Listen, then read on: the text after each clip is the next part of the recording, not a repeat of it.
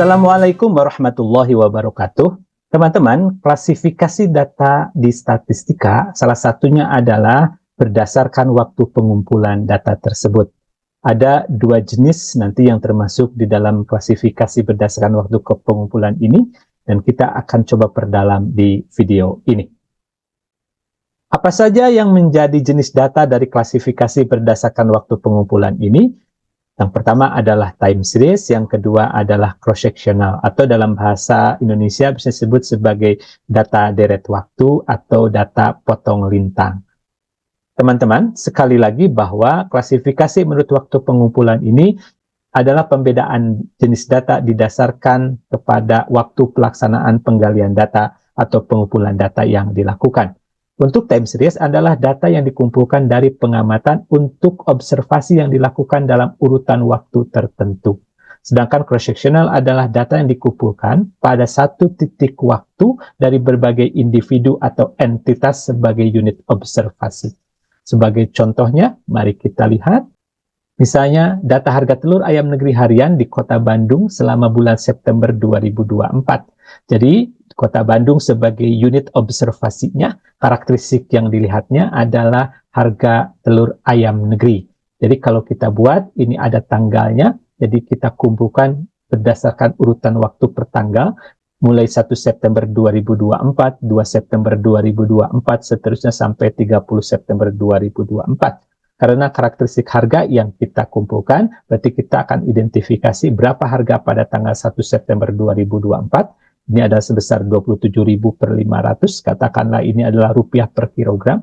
Untuk tanggal 2-nya adalah 27.650, terus sampai hari ke-30 sebesar 27.150 per kilogram.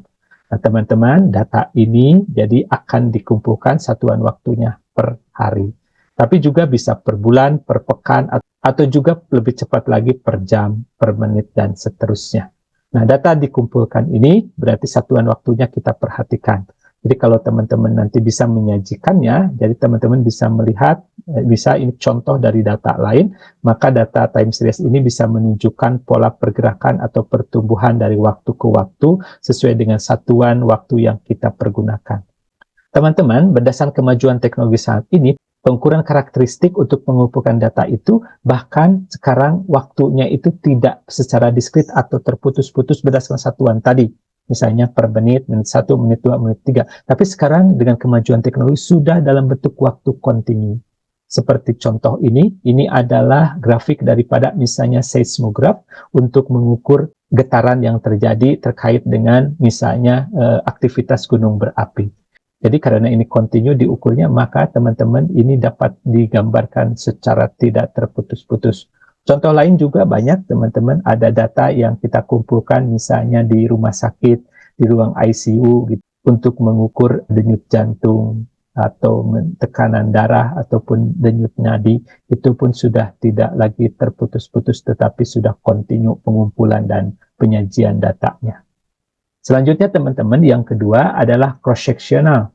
Ini adalah data yang tadi disebutkan sebagai jenis data yang dikumpulkan pada satu titik waktu, dan tapi dari berbagai individu atau entitas yang kita jadikan sebagai unit observasi.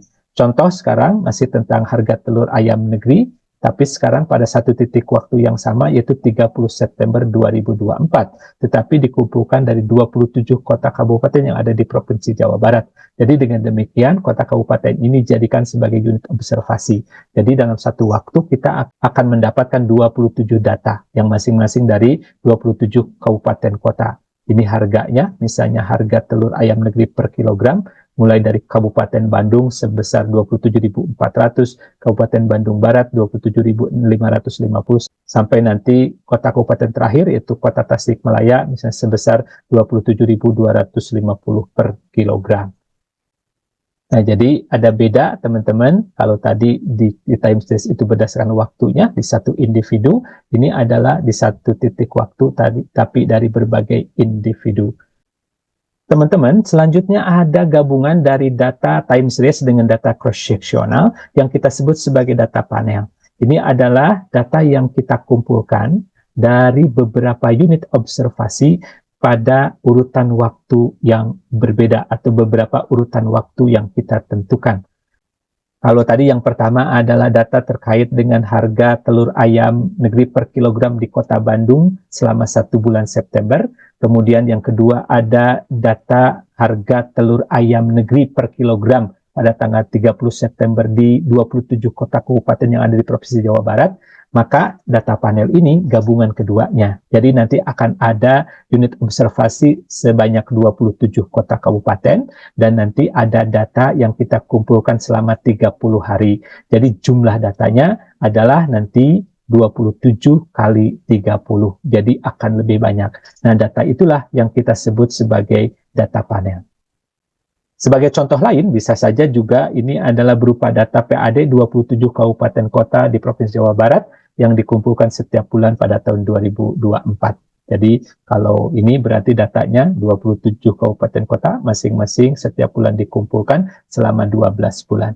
Inilah yang kita sebut sebagai data panel yang merupakan gabungan dari data time series dan data cross-sectional. Ada juga teman-teman terkait dengan jenis data berdasarkan waktu pengumpulannya ini apa yang kita sebut sebagai data longitudinal. Data longitudinal adalah data yang dikumpulkan dari subjek yang sama selama periode waktu tertentu, biasanya pada beberapa titik waktu, dan ini lebih panjang daripada data panel.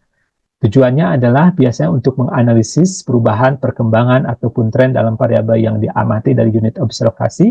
Hasil analisisnya bisa melihat pola perubahan dalam variabel, kemudian menganalisis hubungan sebab akibat, atau juga bisa nanti untuk memahami dinamika dalam perilaku atau kondisi individu atau kelompok dari waktu ke waktu. Sebagai contoh, misalnya pengukuran tekanan darah, kolesterol, kebiasaan merokok, dan faktor risiko lainnya dari 150 subjek penelitian sejak tahun 1980, diambil setiap 2 tahun hingga tahun 2030. Perhatikan ini rentangnya adalah 50 tahun, teman-teman.